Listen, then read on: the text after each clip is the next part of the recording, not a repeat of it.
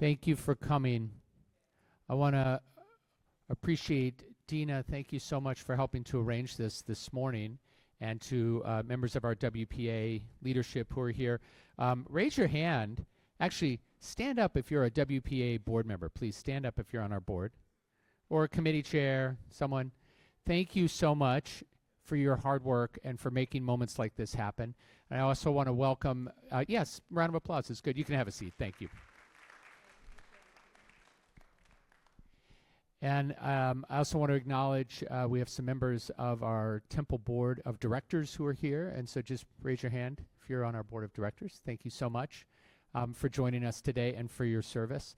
And I know we have members of the congregation who are here as well as members of our synagogue. We have, I think, one of our Melton classes is here. I know, thank you, Melton, for being here. And I know we have a lot of friends from Curtis right across the 405. So thank you for making the trek and for being with us.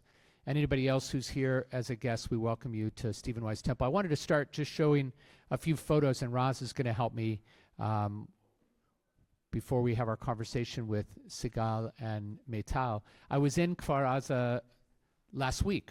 Right now, it would not be as good a time to go. But I was able to go, and I don't think they would let a group of tourists in, mostly rabbis from Southern California. So there were about 25 of us who were there with Federation leadership and the Board of Rabbis of Southern California. And we got a chance to go and walk through Kfar Aza.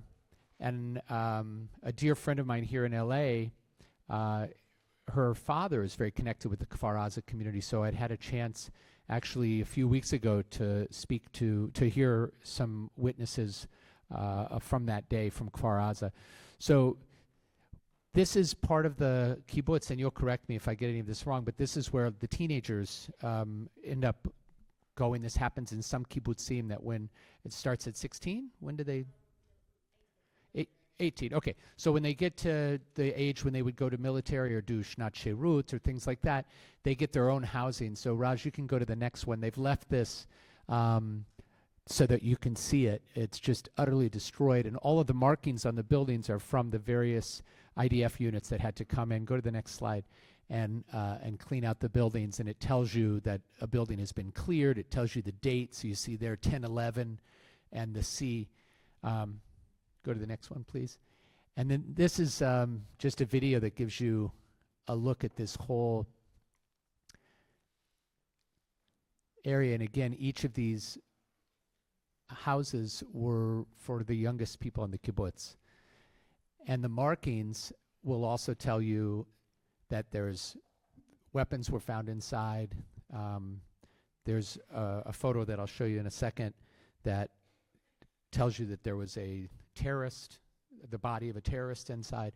So all of those are so the buildings can be cleared. And the devastation was just overwhelming. And there are other parts of the kibbutz where you can see this same, that little sign right there said there are human remains on the couch. Bullet holes everywhere. And so you can just scarcely imagine what folks went through, and we're going to hear some of these stories. But since I had these, you can go to the next one, Roz. Next one, please. And this was there was only one of the houses that they allowed us to walk into because some of them structurally are not very safe right now. But you can see here's the safe. The safe room is right here. So that's where you can go to the next one, Roz. And then a lot of the houses were burned, trying to force people out of their ma'amad, out of the safe room. They set the house on fire. Keep going, Roz. One more. And here again, some of those markings. This one says, Yesh Mechabel. So there's a terrorist inside, and it tells you the date. But what's shocking, too, is this is already October 11th. So we think of October 7th like it was over. It was not over on October 7th. It wasn't over on October 8th.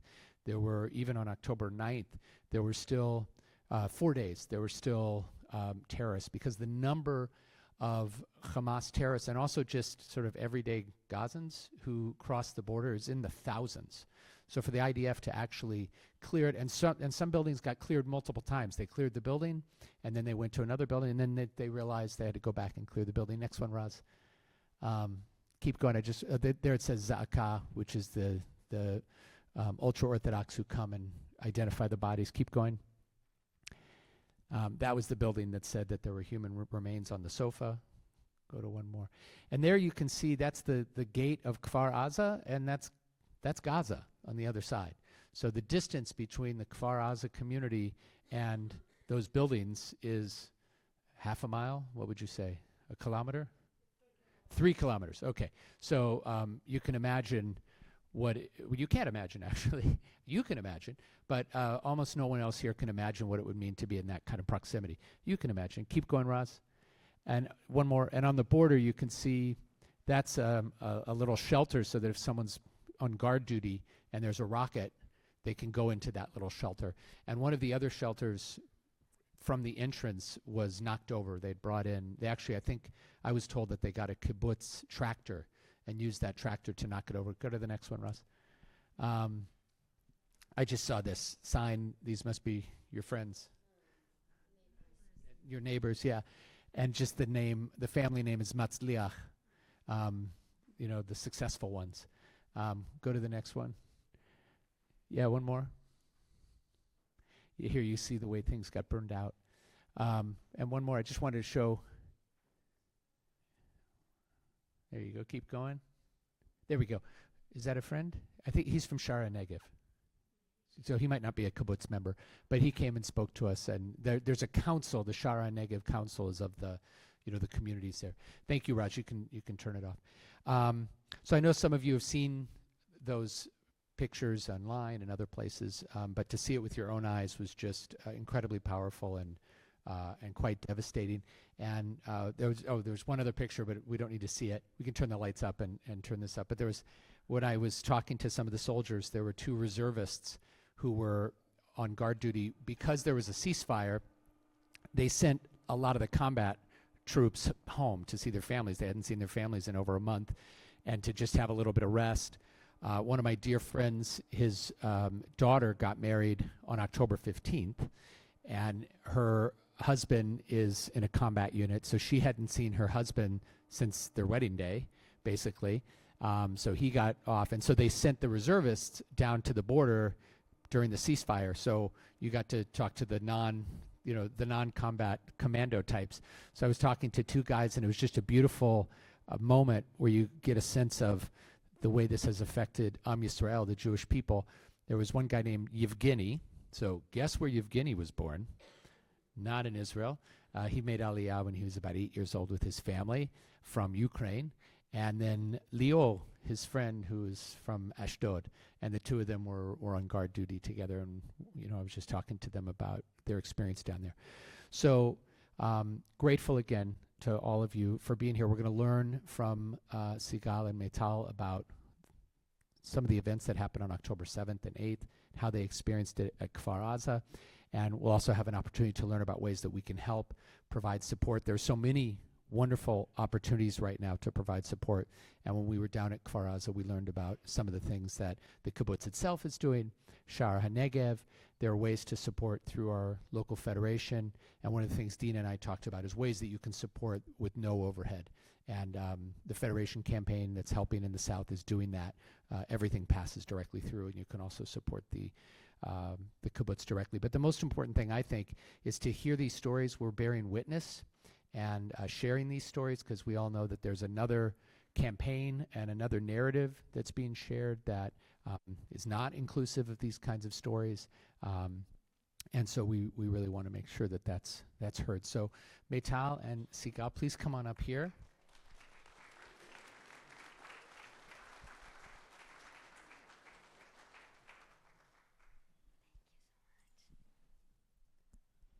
And Maital's going to start and share a little bit of her story. We'll have an opportunity for some questions, and then Segal's going to speak as well in Hebrew, and we'll translate that for you.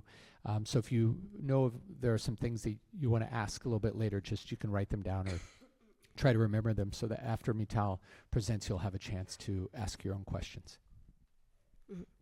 Hi, good morning, everyone. First of all, thank you for being here and having us.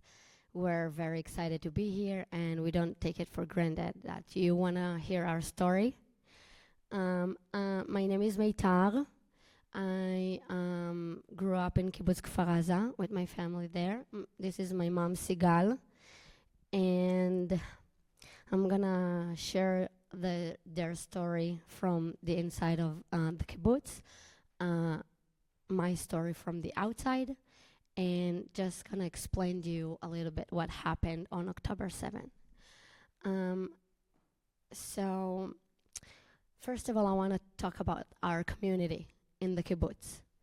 We have almost 1,000 people living in our kibbutz, and the community before October 7 was thriving, okay?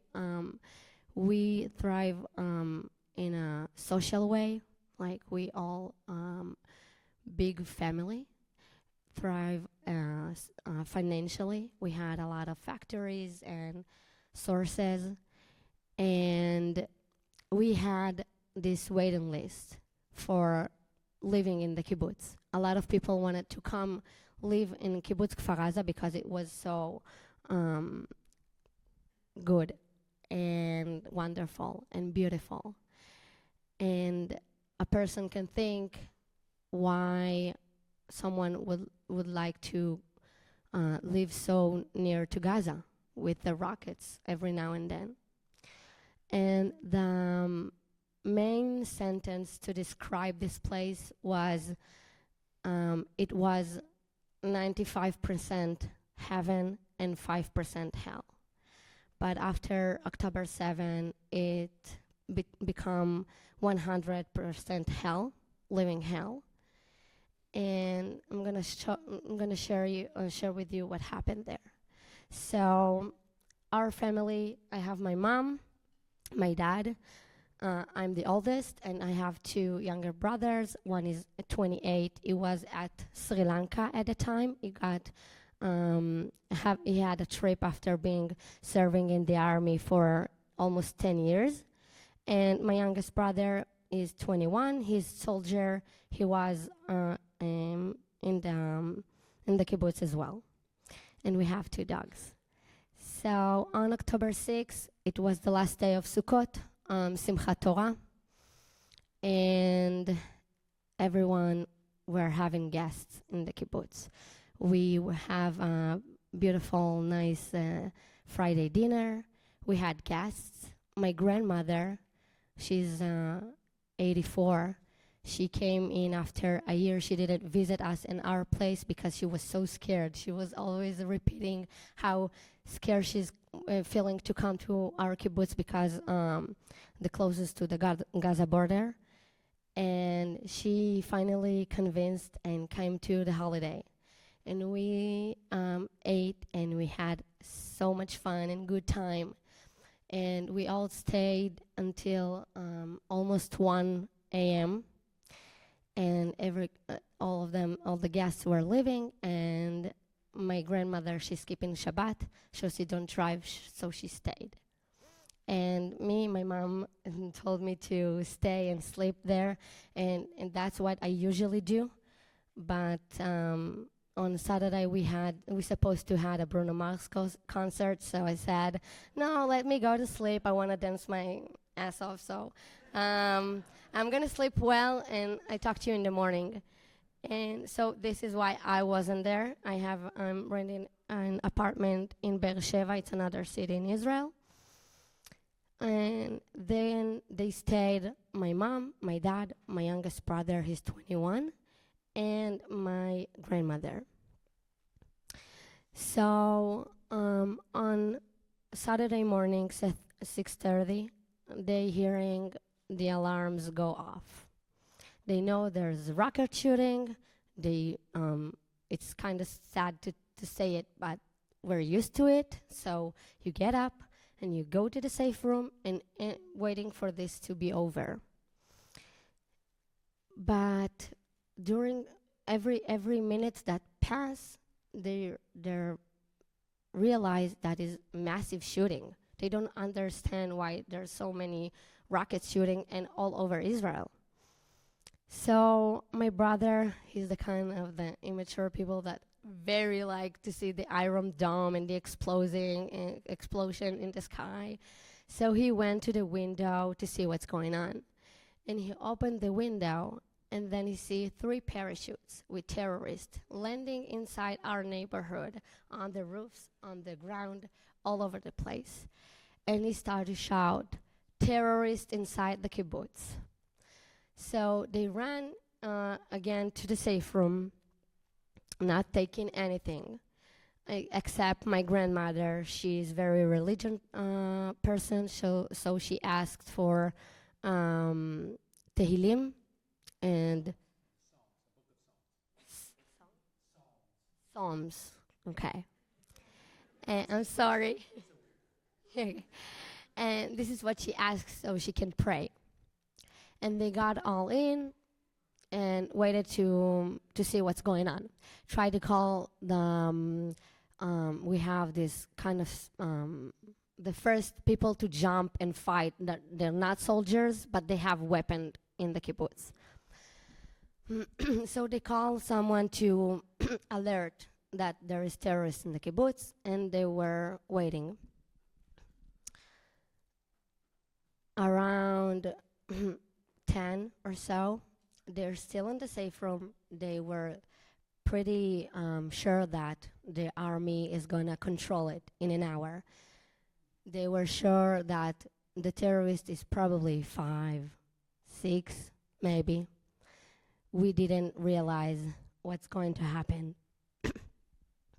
And around 10, as I say, they are in the safe room, and then they hear a big exploding.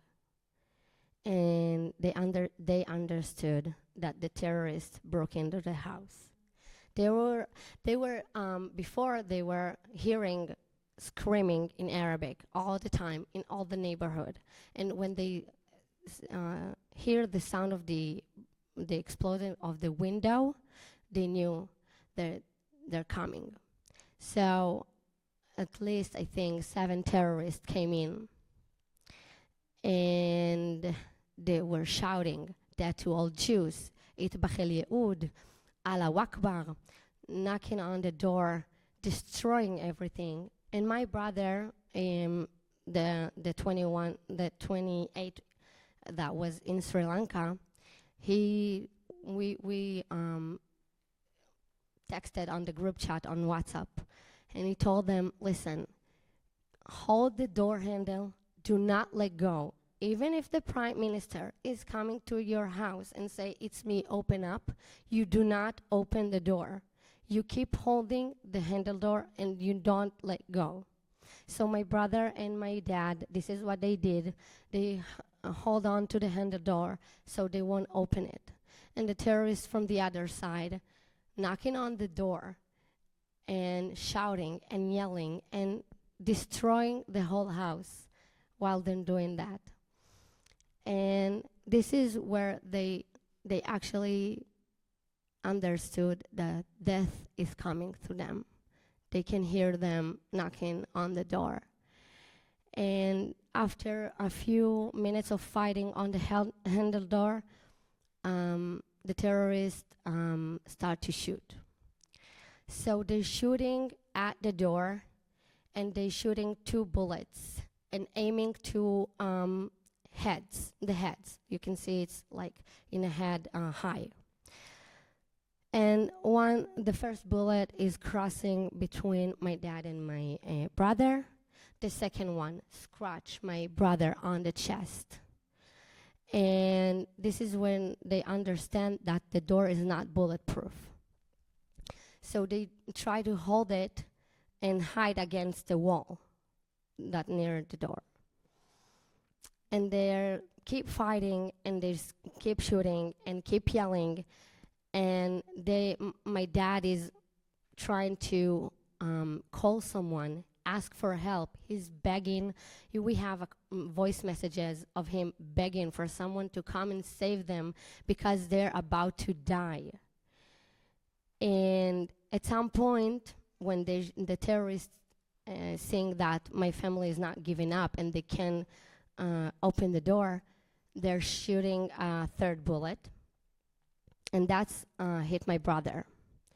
So they hold in the door, and the bullets come through my brother's hand, and my mom were behind him. So all of his blood and flesh were all over his her clothes and face and hair.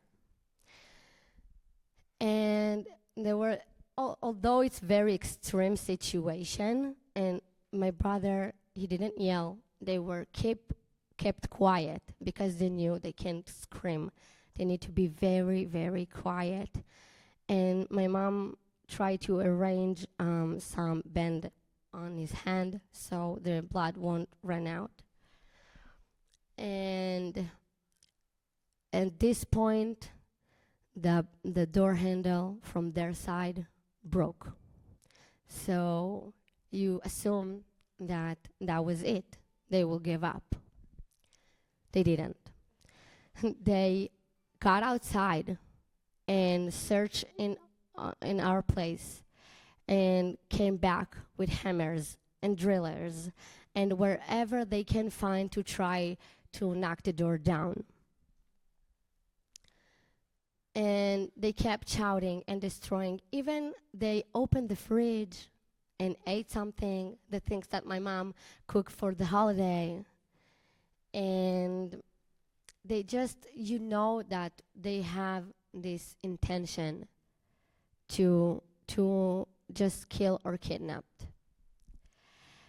And because our home is very close to the border, we at the first line. From our balcony, you can see the Gaza border. There was really hard fight there with the soldiers that came eventually. And at some point, they did give up. They came and go for 4 times or so. And around 2 o'clock, the electricity fell down. They didn't have electricity, no signals on their phone, lost connection. They didn't have water, food, anything. And they stayed in the safe room for 30 hours, like that.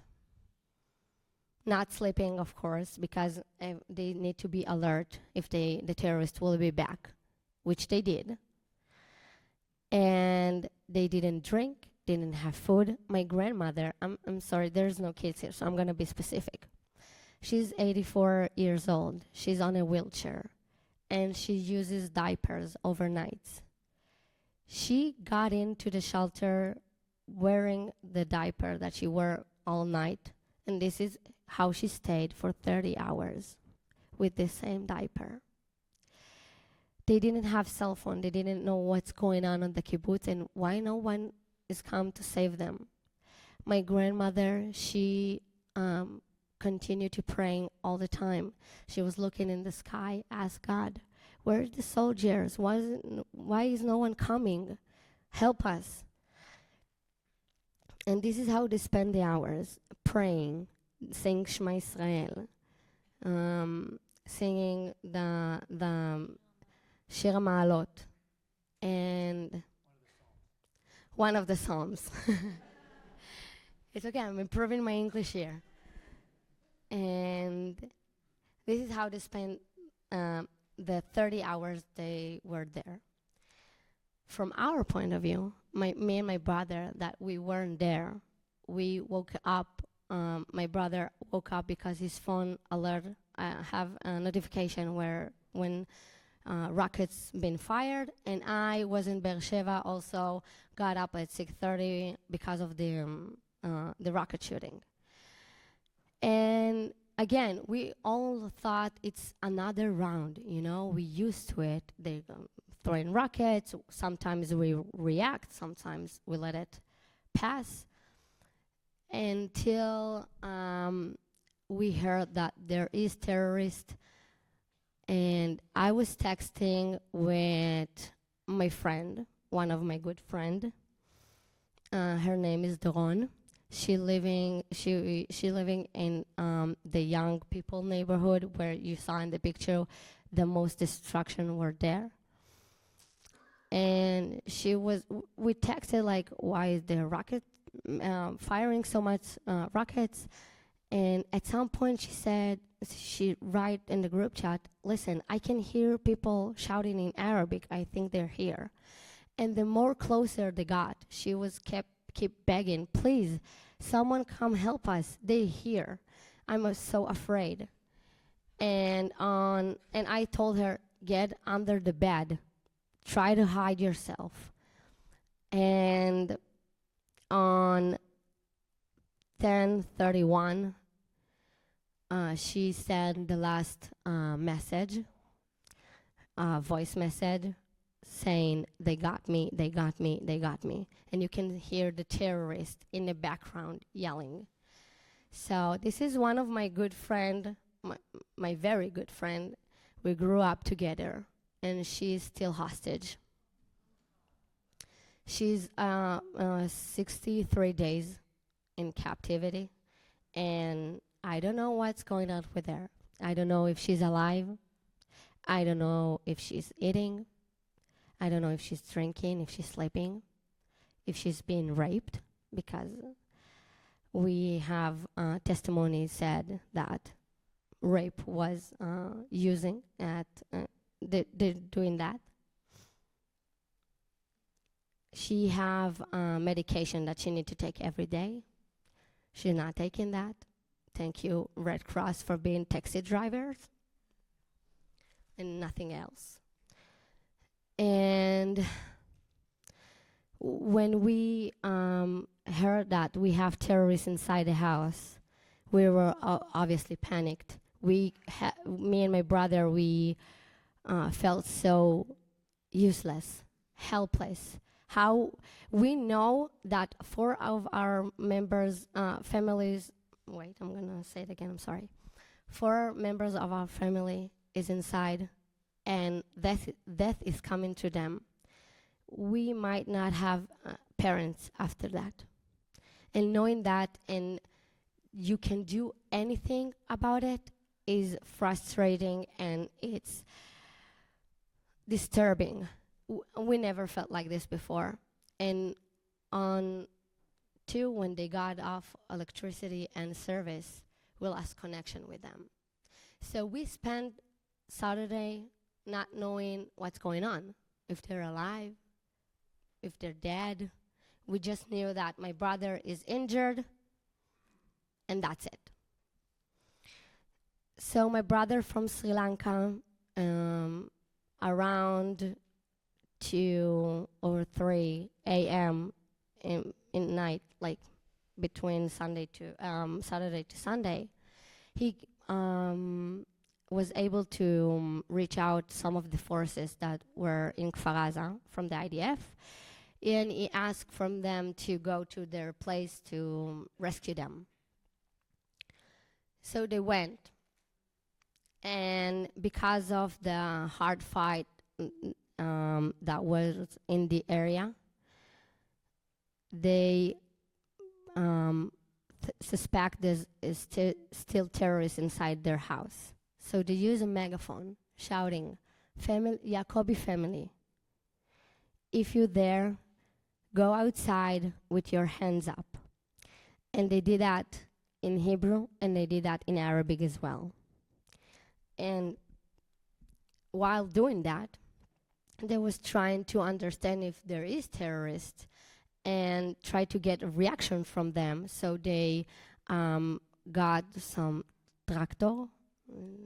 tractor, and try to move the house with it, and just like drove into the backyard of our place to see if someone started shooting.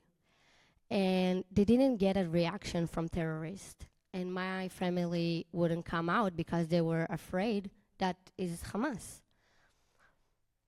So my brother is on the phone with the commander of the force, and the commander tell him, listen, nobody's coming out. It seems like there is no terrorist inside the house. It might be, they might have their bombs. I'm not gonna rescue my soldier over dead bodies. And this is how we spend the night. Not sleeping, of course, but knowing that they might be all dead. And at 6 a.m. in Sunday morning, I decided that I can't deal with this anymore. So I got into the car and drove from Beersheba to the kibbutz. I couldn't bear the unknowing what's going on and how helpless I felt. I called to my uncle, and my uncles and my aunts, and they all yelling at me to not go there because there's still terrorists in the area and they're still fighting. But no one can convince me otherwise, so one of my uncles, they joined me. And when he got into the car, he was hysterically crying, saying, you don't understand, we're gonna take bodies from there. They're 100% dead. And I told him, listen, they're not dead. I feel it in my guts. They're fine.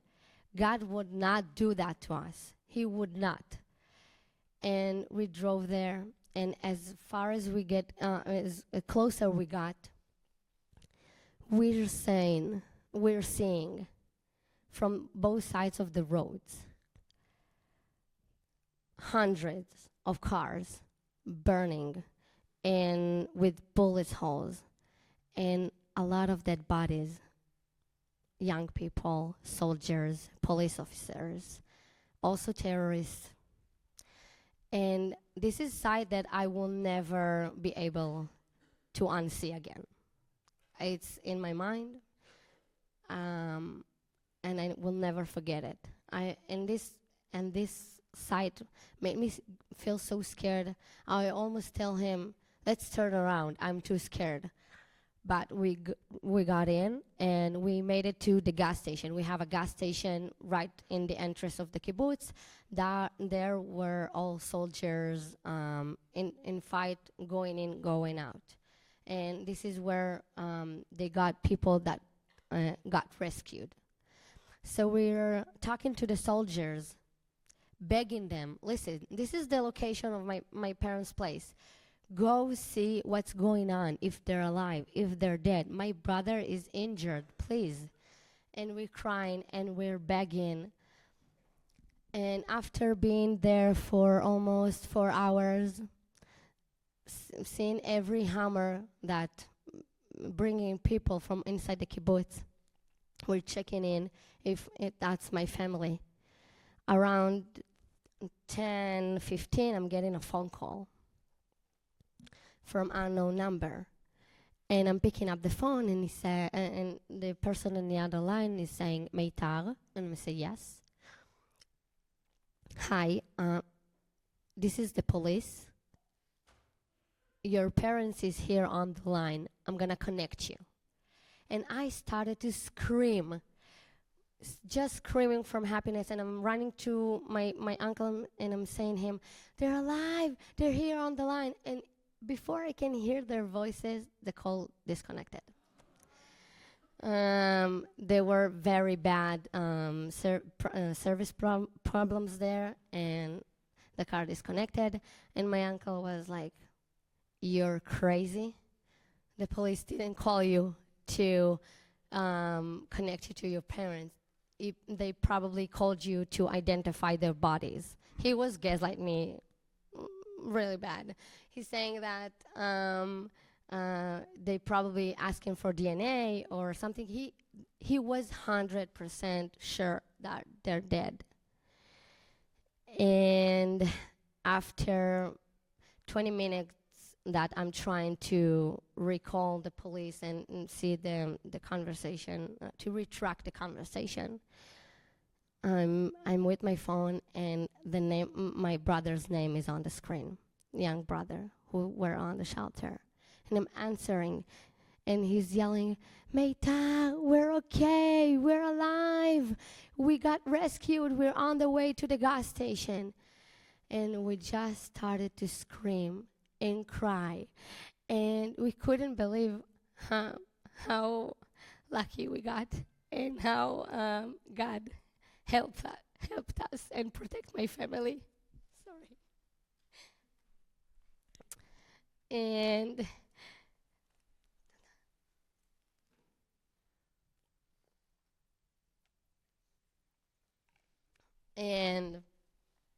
they came with IDF cars. We saw each other. We ran through each other, crying and yelling of happiness. And thank you so much.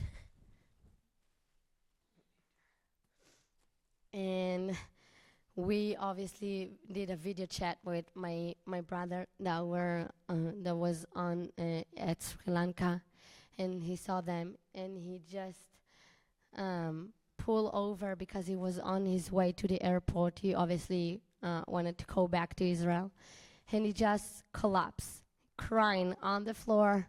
His friend trying to comfort him, and they got out.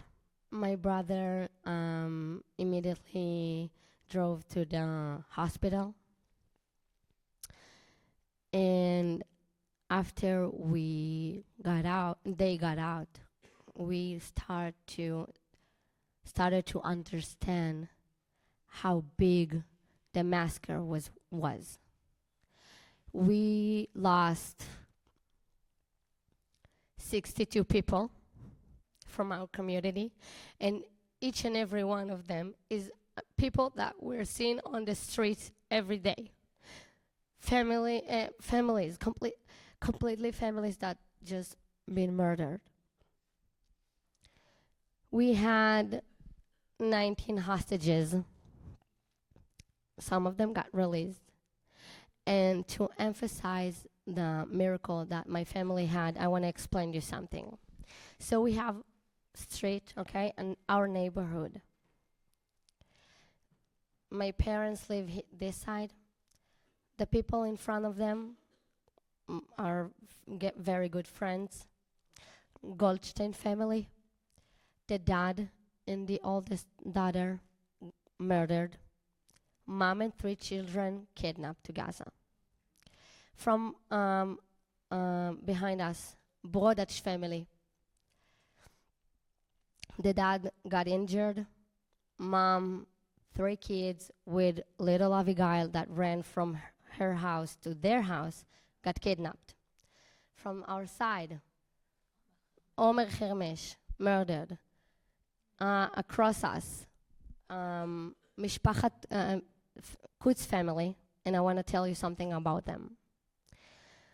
Aviv Kutz, he was the initiated of the Kites Festival that we do every year. So what is it? It's basically a message for peace. We're getting around in a football field really close to the border, and we making kites, and everyone doing his own kites with a message. Some of them message for how wonderful the football team is, but Aviv was he made a kite with the 4 faces of the hostages that we have since 2014 in Gaza. And it's a big kite, and it's beautiful, and they painted it. And the message was they throwing rockets at us, we're flying kites back. We want peace. And this is something that we're doing annually, and it's supposed to happen on October 7th. So we had a lot of guests also from the a lot of family members that came especially to this event. Aviv, his wife, and 3 kids got murdered. 5 members' family gone.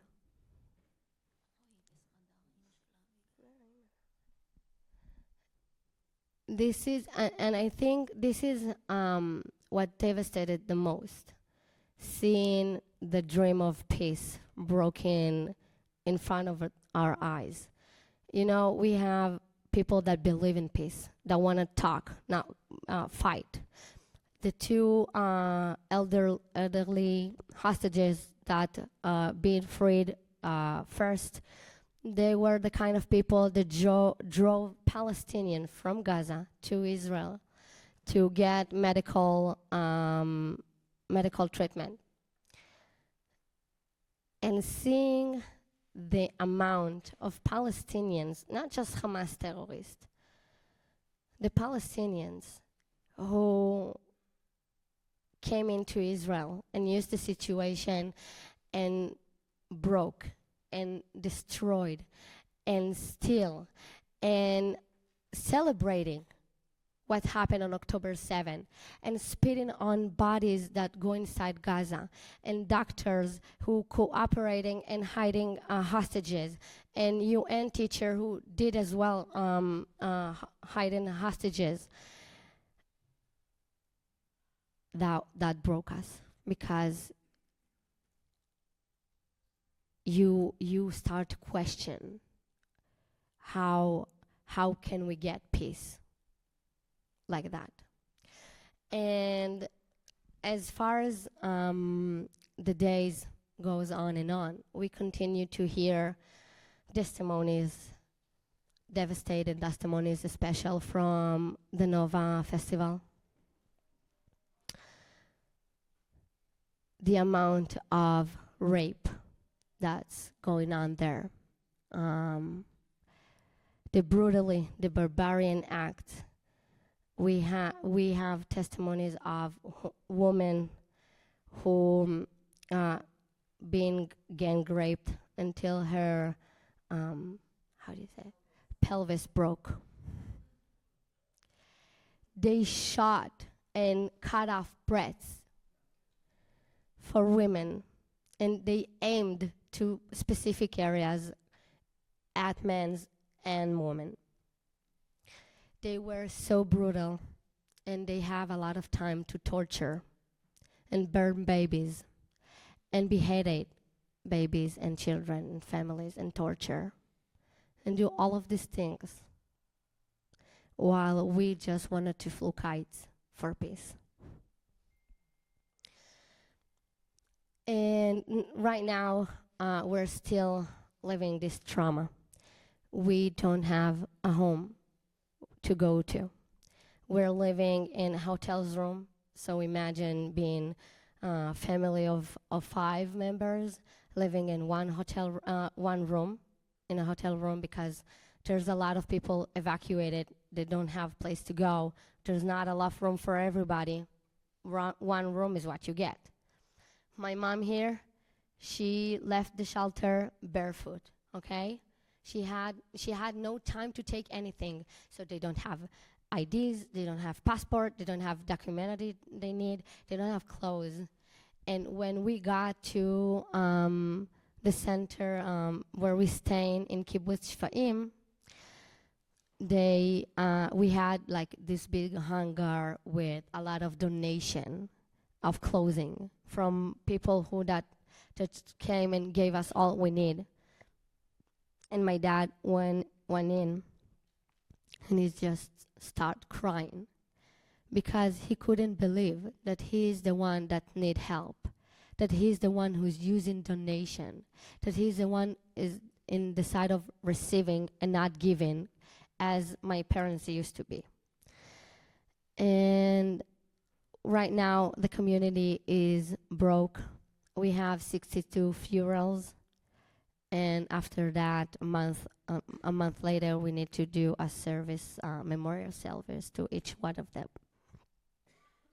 Some of our hostages, thank God, they got released. Brothers family, Goldstein family, and Little Abigail, they're home. And I'm going to tell you something about something that Chen Goldstein, the mom that was hostages, she told us. She told us that there are kidnappers, I'm sorry. The Hamas terrorist, he told her, listen, don't go back to Kfar Aza, because it won't stop here. We're going to do it again and again and again. And we're going to live in Kfar Aza. That's it. Don't come back. You don't have where to come back, because we're going to take and occupy Kfar Aza, which they did for 4 days. We had in Kfar Aza 350 terrorists for 4 days. This is how bad the situation was, that the IDF couldn't control the situation. And I just want to say that I talked about everything that I want. I'm sorry. And so we're here today to ask you, first of all, don't forget us. Don't forget my mom and her story and our community and all the people who got murdered on October 7th, and the soldiers that are fighting right now. In 6 months, who knows where we'll be. Maybe the war will be over, maybe not. And I know everyone living his own life, but we're gonna be in this situation at least 2 years until Kfar Aza will be rebuilt. We're gonna be homeless for the next 2 years. And this is why I wanted to ask you, don't forget us. Since Sunday that we're here, we feel the amount of love. And we feel so welcome here. And I just hope that what happened on October 7th will never be forgotten. Never, from anyone around the world. It doesn't matter if you're Jewish or not. What happened, if you're human, you should condemn what happened on October 7th.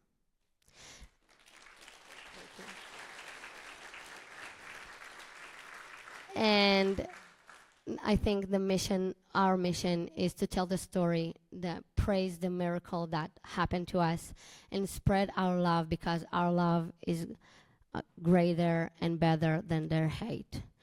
And if you want to help us, we have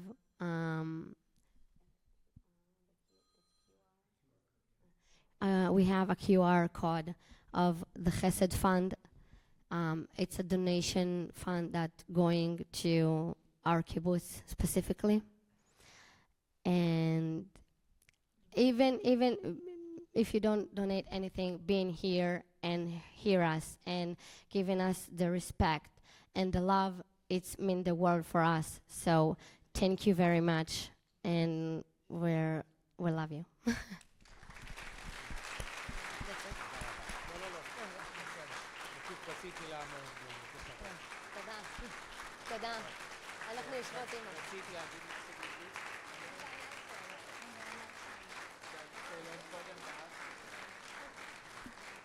Thank you so much, really. We love you too. Thank you. Toda rabah. Thank you so much, Maital, for sharing your story. It's a very painful story to hear, and I can't imagine what it is to live through your reality and then to continue to share that. There's a price that you pay. And I want to thank you, because you're doing that for us and for the world, because it's a story that has to be told and remembered. And we each have an obligation, just like Maital said, not simply to make a donation and to show up, which is beautiful, but to share this story. And particularly in a time when we are hearing outrageous counter-narratives that just defy credulity, including one of my daughters who's on a college campus now was asked by a friend, do you think it's true that the IDF killed everybody at the Nova Music Festival? so that they would have a pretext for committing a genocide in Gaza. I mean, you know, she didn't even, her jaw is still dropped, and she's trying to figure out, like, how do I even respond to something so blatantly absurd? But in a world where those narratives are propagated, we have to make sure that the testimony that we just heard, and that's what we heard, is shared. So before I get to questions, I just wanted to go to that psalm and that image of your grandmother. What's your grandmother's name? Tamar, Tamar. The image of Tamar, was she born in Israel? Where's she from? from Morocco. Morocco. So first of all, anyone else here of Moroccan descent? So one thing you have to learn is, you know, tizaharu mimoakaim, you know, because they're known for having a quick, short fuse. But my experience, because I lived with someone from Morocco, is that there is Martine Cohen from Grenoble, but her family's originally from Morocco, is that all those stories about Moroccans that they get angry very quickly, it's true, but then they forgive immediately, and then they feed you. Oh my God, the food. So that image, though, of Tamar with her psalms, that gives me such strength, because we ask ourselves at moments like this, how do we get through this? How on earth do we get through this? Just hearing the story and the images that are, you know, Maital, and you'll never be able to get rid of those images. But here you are, instead of devolving into hatred, instead of devolving into anger and just screaming all day long, which I'm sure sometimes you do and you want to, but that's not what you're doing, and that's not what you're doing, Segal. You're continuing to hold on to life, continuing to hold on to hope, and you're thinking about what does it mean to rebuild, because we will rebuild. And now, you know, they used to call that area Otef Aza, but now we're calling it Otef Yisrael, because not the Gaza envelope, but the envelope of Israel, and because we don't want to define ourselves by that place and by the horror that it represents. But we will rebuild Kfar Aza and all of the communities in Sha'ar HaNegev. We'll do that together. And it's that psalm, Psalm 121, Esa enai el haharim me'ayin yavo Ezri. Ezri me'im. Right. Esa enai el haharim. I lift my eyes to the mountains. Me'ayin yavo Ezri. Where will my help come from? Ezri me'im Adonai oseh shamayim va'aretz. So we have faith in God's help, but we know that from our tradition that we are God's partners. We're not just going to sit here and wait for God to rebuild Kfar Aza and rebuild Otef Yisrael. We're going to do that with our own hands, and we're going to support each other. And during the time that you're looking for a home, you know that there are, I was actually at Shvaim too a month ago, and I got to see the community that I was meeting with someone from Natan, the organization Natan, that is providing some support, psychological and other kind of support. So wanted to give everybody a chance, not everybody because we won't have time for that, but we have time for maybe 5 or 6 questions. And if you have one, you can go ahead, and I'll do a little. The Israelis won't understand who Phil Donahue was, but some of the older folks do. So, okay, toda rabah. As I said before, I just wanted to thank you because of your kibbutz. באמת, זה אנחנו חיים עכשיו בכלל הוואטסאפ, בכלל אתם. In English, they were the ones that gave us enough time to be able to save our own children that day, because we are also in the South.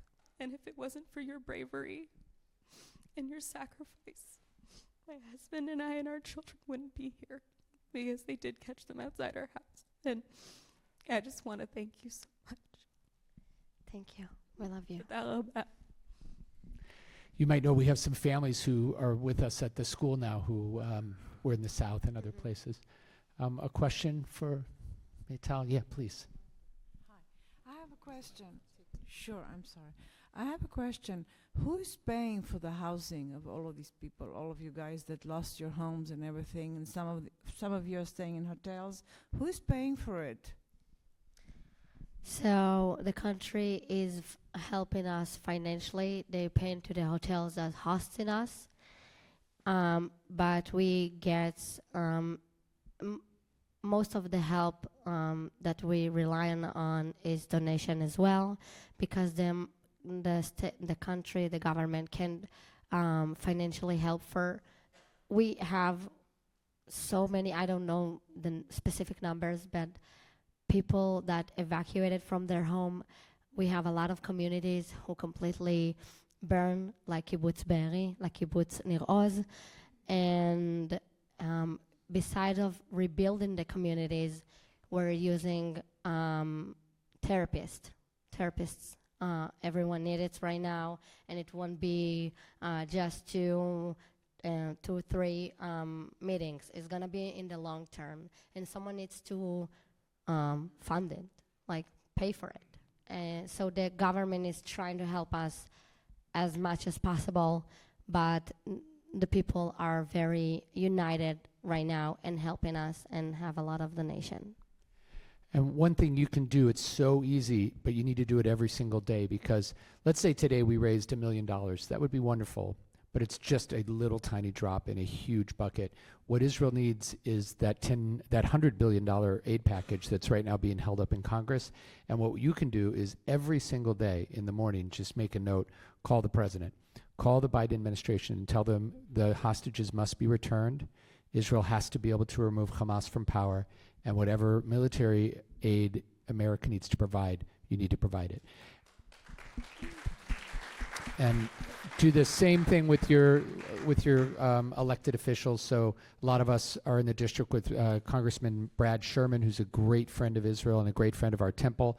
Call him every day. We've been told by some of the people who have children in Gaza as hostages that what they're hearing from their contacts at the White House is those calls really matter.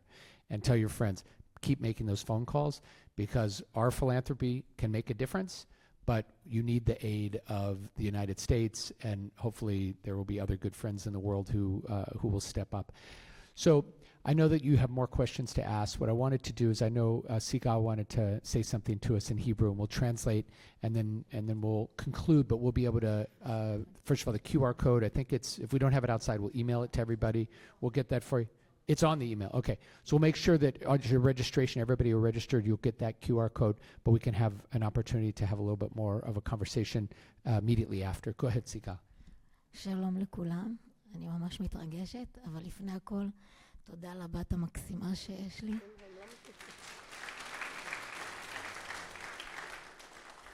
So Segal said that this is very emotional. Thank you for coming, and thanks for her incredible daughter. האמת היא שאני רוצה לספר לכם על הנס הגדול שקרה לנו, למשפחה שלי, הפרטית. She wants to share about a great miracle. Tonight is Hanukkah, a great miracle that happened to her family. אני יודעת שמיתר סיפרה, אבל אני רוצה לחדד ולהסביר שהאמונה שלנו, האמונה החזקה והתפילות שלנו לבורא עולם, ואימא שלי עם מזמורי התהילים, ואנחנו מתפללים כל בוקר. לדעתי זה מה שהיה שם והציל אותנו ועמד לנו, כי משכונה שלמה נרצחו המון. ורק אנחנו ועוד משפחה אחת ניצלנו. זהו. So on their row of houses, there was only their home and one other family who were spared, and she believes because of God and their faith and grandma's Tehillim, the Psalms, that somehow a miracle was performed for her family and the family next door. אני רוצה לספר קצת שבקיבוץ שלנו זה קיבוץ חילוני. קשה מאוד להגיע לשם, בנינו שם בית כנסת, בזכות כמה אנשים. So the kibbutz itself is a secular kibbutz. It's not a religious kibbutz, but they did build a synagogue there. ובעלי רונן הוא אחראי לגייס את כל האנשים שיבואו להתפלל. מאוד קשה לגייס 10 למניין. And her husband is in charge of trying to encourage people to come to Minyan, and I can relate, it's not always so easy to get the Jews to come on Shabbat morning for Minyan. בדרך כלל מי שעוזר לנו בעשירי למניין זה הקבוצה. אז יש שם הקבוצה, מגיעים מקיבוץ סעד. זה 2 קילומטר הלוך ו2 קילומטר חזור. והם עוזרים לנו הרבה כדי שהתפילות יתקיימו, שהבית כנסת לא יישאר ריק. דתי, לידינו. So there's another kibbutz just a little bit away. Is that where you were, Neil? No.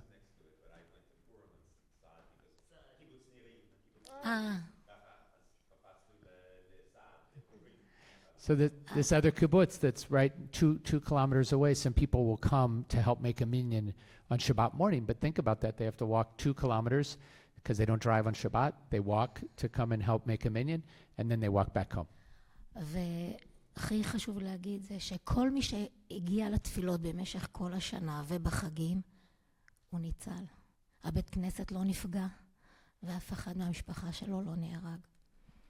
Somehow all of those people who helped make the minyan, they all survived. And that's part of the miracle that she's saying. אני הבטחתי לאלוהים, כשהייתי בממד, שאני בכל הזדמנות אספר את הנס הגדול. זה הוכחה שיש אלוהים, שיש השגחה פרטית, וזה הדבר היחיד שהציל אותנו. Thank you, Segal. So she said that in that time when she was in the safe room praying, she was asking God for such a miracle and feeling grateful for that. Maital, Segal, thank you so much. We'll stay around and be able to share a little bit more of those stories. But why don't we stand and we'll conclude just like we did our service this morning for our 5th and 6th graders with the words of Hatikva. And one of the things I saw at Kfar Aza, because Kfar Aza, as we heard, is a diverse kibbutz, mostly secular, but there were flags that during this is not to get political, it's an important point. There were flags during the protest movement against the judicial overhaul that was an Israeli flag that said Chofshi B'Artzenu, that they added to the flag as part of the protest. And it's a quote from Hatikva, and that's why I share it. So it says, free in our own land. And what it meant in its original context was we want to have a strong democracy and have freedom of speech and have freedom of expression and be able to vote and all those kinds of things that we want in a democracy, Israel being the only true democracy in the Middle East. And so that was the original context of the flag. But when I walked by the flag when I was touring Kfar Aza last week and I saw that, it was so heartbreaking because that original context of, we want a strong democracy. Now there's, can we even live here? And can we be safe here? And can we rebuild? And that's one of the reasons why it's absolutely essential that Hamas be removed from power, and why it's important that, as painful as it is to see the terrible destruction in Gaza right now, any feeling person knows that. You're a sensitive person. There's no joy in that. But the reason it must happen is that no one will ever move back to Kfar Aza if Hamas remains in power. There's not a chance. Who would bring their children back to that place if Hamas is in power 1 mile away? It can't happen. And so to be Chofshi B'Artzenu, we have to know that there's a chance to be secure and to know that you're never going to have to go into a ma'amad again and hold the door. The ma'amad was not built as a safe room. It's built to protect you from rockets. You're never going to have to hold on to that again. And we're going to do everything we can to make sure that's true for you, Segal, and for you, Maital. So let's say these words, Chofshi B'Artzenu, and never give up that hope. Kol od balevav